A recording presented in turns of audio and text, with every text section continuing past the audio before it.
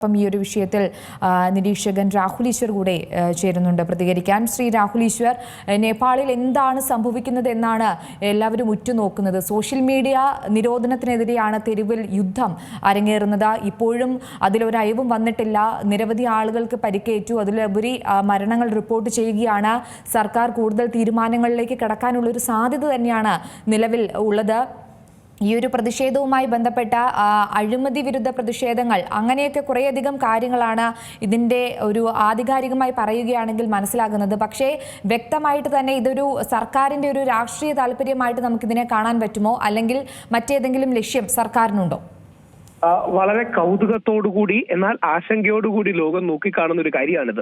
കാര്യം social media മാത്രമല്ല, അതിന്റെ പിന്നിൽ കറപ്ഷൻ ഉണ്ട്. കാര്യം ഇവർ ക്യാരി ചെയ്യുന്ന പ്ലക്കാർഡുകളിൽ shut down corruption and not social media എന്നും unban social media, youth against corruption തുടങ്ങിയ വാക്കുകളാണ് കാഠ്മണ്ഡുവിലൂടെ വ്യാപകമായിട്ടുള്ളത്. കുറെ കാലമായി അവിടെ നിന്നിരുന്ന, സിമർ ചെയ്തിരുന്ന, അവിടെ ടെൻഷനും മറ്റു കാര്യങ്ങളും ആയിരിക്കാം.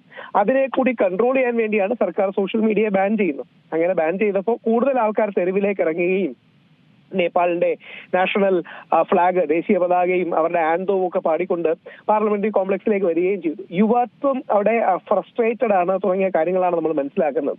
ഫേസ്ബുക്ക് ബാൻ അല്ല ഇത് ഇൻസ്റ്റിഗേറ്റ് ചെയ്തത്, ഇത് ഓൾറെഡി ഉണ്ടായിരുന്നു. അത് ഫേസ്ബുക്ക് ബാനിന്റെ എതിരിയിൽ എണ്ണ ഒഴിക്കുന്നത് പോലെ സർക്കാർ സോഷ്യൽ മീഡിയകൾ കൂടി ബാൻ ചെയ്തപ്പോൾ അത് അതിശക്തമായ ഒരു ജൻസി പ്രൊട്ടസ്റ്റായി മാറുകയാണ് യഥാർത്ഥത്തിൽ ചെയ്തത്.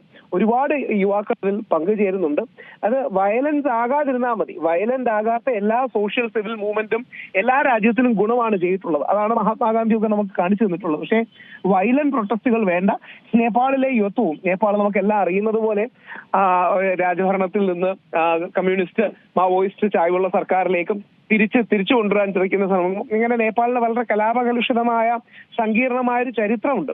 അപ്പൊ ആ പശ്ചാത്തലത്തിലും കൂടെ ആയിരിക്കണം ഇത്തരം ഒരുപാട് ഡിസ്കണ്ടന്റ് സിമറിംഗ് അണ്ടർനീത്ത് വെളിയിലേക്ക് വരുന്നതാണ് ഇതെന്നുള്ളതാണ് നമുക്കിപ്പോ നിരീക്ഷകർ എന്ന രീതിയിൽ നമുക്ക് മനസ്സിലാക്കാൻ കഴിയുന്നത്. ഈ സെപ്റ്റംബർ 8 മുതൽ, അല്ലെങ്കിൽ ഈ ഒരു 8 എന്നുള്ള ഒരു ദിവസം, ആ ഒരു ബാൻ ചെയ്ത ഒരു പൂർണ്ണമായി തന്നെ അത് ഇല്ലാതാക്കി അല്ലെങ്കിൽ നിരോധനം ഏർപ്പെടുത്തിയ ഒരു ദിവസത്തെ നമുക്കിപ്പോൾ സാധാരണ നമുക്ക് പുറമേ നിന്ന് നോക്കുമ്പോൾ ഇത് നമുക്ക് അത്ര അത്ഭുതമായിട്ട് തോന്നും. നേരത്തെ സൂചിപ്പിച്ച പോലെ തന്നെ സോഷ്യൽ മീഡിയ ബാൻ ചെയ്തതിനുമായി ബന്ധപ്പെട്ട് എന്തിനാണ് ഇത്രയധികം പ്രക്ഷോഭങ്ങൾ അരങ്ങേറുന്നത്? പക്ഷേ നമുക്ക് ചിന്തിക്കാവുന്നതിലപ്പുറം ചിലപ്പോൾ ഇവരുടെയൊക്കെ ഒരു വരുമാന രീതി അതെല്ലാം ഇതുമായി ബന്ധപ്പെട്ട് കിടക്കുന്നതായിരിക്കും. അല്ലെങ്കിൽ നേരത്തെ സൂചിപ്പിച്ച പോലെ തന്നെ അഴിമതി വിരുദ്ധം, അത്തരത്തിലുള്ള കുറേയധികം ടാഗുകൾ, അതെല്ലാം ഇതുമായി ബന്ധപ്പെട്ട് കോർത്തിണക്കി നമുക്ക് വായിക്കാൻ പറ്റില്ലേ? തീർച്ചയായും ഒരു സൊസൈറ്റിയിൽ സാമൂഹികമായി ഈ വെള്ളം തിളയ്ക്കുന്നത് പോലെയാണ്. അവസാന നിമിഷം മാത്രമല്ലല്ലോ തിളയ്ക്കുന്നത്, കുറെ കാലമായി തിളയ്ക്കുന്ന പല കാര്യങ്ങളും കൂടെയുണ്ട്. അതിന്റെ ഭാഗമായിട്ടും കൂടെയാണ് ഇത് വരുന്നത്. മിനിസ്ട്രി അതിൽ പറയുന്ന ന്യായീകരണം, അവരുടെ സുപ്രീം കോർട്ട് അങ്ങനെ ഒരു ഡയറക്ഷണൽ ഓർഡർ കൊടുത്തു, അത് കണ്ടന്റ് ഓഫ് കോർട്ടായി തുടങ്ങിയ കാര്യങ്ങൾ വരുന്നു, അങ്ങനെ പല റീസൺസും പറയുന്നുണ്ട്. പക്ഷെ സർക്കാർ യഥാർത്ഥത്തിൽ ഇത് മാനേജ് ചെയ്ത് മുമ്പോട്ട് കൊണ്ടുപോവാണ് യഥാർത്ഥത്തിൽ ചെയ്യേണ്ടത്. ടിക്ടോക്ക് അവിടെ ഉണ്ട്, ഫേസ്ബുക്ക് ഉണ്ട്, ഒരുപാട് കാര്യങ്ങൾ അവരെ ബാൻ ചെയ്യുന്നു തുടങ്ങിയ കാര്യങ്ങളാണ് വരുന്നത്. ആർമി ഡിപ്ലോയിഡ് ആണ്. യഥാർത്ഥത്തിൽ നമ്മൾ ഇന്ത്യക്കാരെന്ന രീതിയിൽ നേപ്പാളിനോട് പൂർണ്ണമായും അവരോട് എംപതി ഉണ്ട്, സിമ്പതി ഉണ്ട്. പക്ഷേ നമ്മൾ മനസ്സിലാക്കേണ്ട നമ്മളെ പോലെ രാജ്യത്തിന്റെ മഹത്വമാണ്, നമ്മുടെ ഡെമോക്രാറ്റിക് ഇൻസ്റ്റിറ്റ്യൂഷന്റെ ശക്തിയാണ്. അതായത് നമ്മുടെ 20-ലൊന്നോ 30-ലൊന്നോ പോലും ഇല്ലാത്തൊരു രാജ്യത്ത് അങ്ങനെ കലാപകലുഷിതമായ ഒരു കാര്യം ഉണ്ടാവുമ്പോൾ നമ്മുടെ രാഷ്ട്രത്തിൽ ഈ ഡെമോക്രസി എന്ന സിസ്റ്റം കുറെയെങ്കിലും നന്നായി വർക്ക് ചെയ്യുന്നുണ്ട്, ഫംഗ്ഷൻ ചെയ്യുന്നുണ്ട്. നമ്മുടെ പ്രൊട്ടസ്റ്റുകൾ പോലും പലപ്പോഴും വളരെ സിവിലാണ്, വളരെ സമാധാനപരമാണ്. നോൺ വയലന്റ് പ്രൊട്ടസ്റ്റ് നമ്മൾ എടുത്തു പറഞ്ഞാണ് പ്രൊട്ടസ്റ്റ് ചെയ്യാൻ പോകുന്നത്. അപ്പോൾ അത്തരമൊരു കൾച്ചർ നേപ്പാളിൽ കൂടെ വരേണ്ട ആവശ്യകത വളരെ ശക്തമായിട്ടുണ്ട്. സർക്കാർ ഇത് എത്രയും പെട്ടെന്ന് അഡ്രസ് ചെയ്യണം. യുവാക്കൾ എപ്പോഴെങ്കിലും തെരുവിലിറങ്ങിയാൽ അതിന്റെ ഉത്തരവാദിത്വം യുവാക്കൾക്കെല്ലാം മുതിർന്ന തലമുറയ്ക്കാണ് നമ്മൾ പറയാറുണ്ട്. മുതിർന്ന തലമുറയോ കഴിഞ്ഞുപോയ തലമുറയോ ചെയ്ത തെറ്റുകൾ തിരുത്താനോ അല്ലെങ്കിൽ ആ തെറ്റുകളോട് പ്രതികരിക്കാനോ ആണ് വരുന്നത്. ആ യുവത്വത്തിന്റെ ഊർജ്ജത്തെ നല്ല രീതിയിൽ ചാനലൈസ് ചെയ്യാൻ നേപ്പാളിന് കഴിയട്ടെ. നേപ്പാൾ ഇന്ത്യയുമായിട്ട് ആത്മബന്ധമുള്ള ഒരു രാജ്യമാണ്. പ്രത്യേകിച്ച് പഴയ ഒരു ഏക ഹിന്ദു രാജ്യമായിരുന്നു നേപ്പാൾ. അപ്പൊ ആ നേപ്പാളിന്റെ ചരിത്രത്തിൽ നമുക്കും ഒരുപാട് സ്റ്റേക്സ് ഉണ്ട്. ഇന്ത്യൻ ഗവൺമെന്റ് എന്ന് നേപ്പാളിനോട് വളരെ അടുത്ത ബന്ധമാണ് സൂക്ഷിച്ചിട്ടുള്ളത്. നേപ്പാൾ ജനാധിപത്യത്തിലേക്ക് തിരിച്ചു വരട്ടെ. തെരുവിന്റെ ആധിപത്യമല്ല ജനാധിപത്യം ഒന്നും കൂടെ നമ്മൾ തിരിച്ചറിയണം. തീർച്ചയായും തെരുവിൽ പ്രൊട്ടസ്റ്റ് വേണം, അതൊക്കെ ജനാധിപത്യത്തിന്റെ വൈബ്രൻസിയാണ് കാണിക്കുന്നത്. വയലൻസിലേക്ക് പോകരുത്. ഇപ്പം 14 പേരോളം മരിക്കുന്ന ഒരു അവസ്ഥയാണ് നമ്മൾ കാണുന്നത്. അതോടൊപ്പം പട്ടാളം ഒരു കാരണവശാലും യുവത്വത്തിനെതിരെ പട്ടാളത്തെ യൂസ് ചെയ്യരുത്.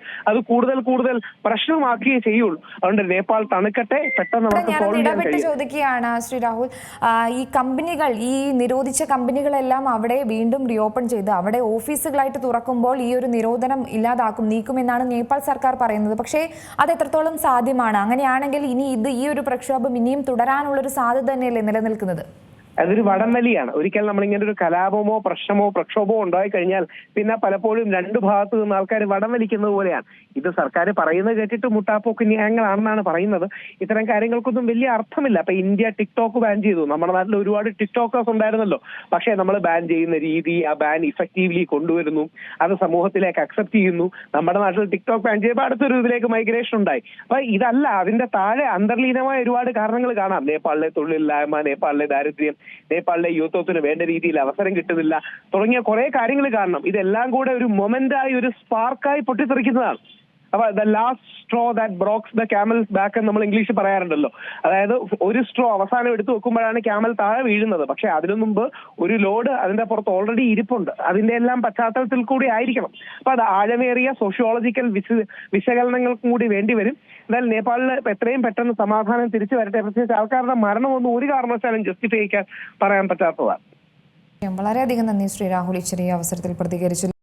ഏറ്റവും പുതിയ വാർത്തകളും വിശേഷങ്ങളും വിരൽ തുമ്പിലറിയാൻ സീ മലയാളം ന്യൂസ് എല്ലാ ഡിജിറ്റൽ പ്ലാറ്റ്ഫോമുകളിലും ലഭ്യം.